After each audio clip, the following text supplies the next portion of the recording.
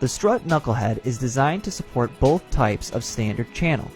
Based on its concave design, it provides a firm, stable seat for struts.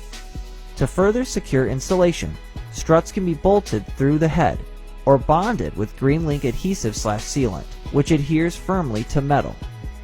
Typically, strut knuckleheads are used to support HVAC equipment such as air conditioning units, mini splits, and condensers, as well as large pipes, multiple pipelines, and ductwork. As with all knuckleheads, the strut knucklehead can be height adjusted by rotating. This allows HVAC equipment to accurately level. Here, supporting gas lines and conduit the re-roof of a retail building. Here they were installed to support mini splits on an apartment building.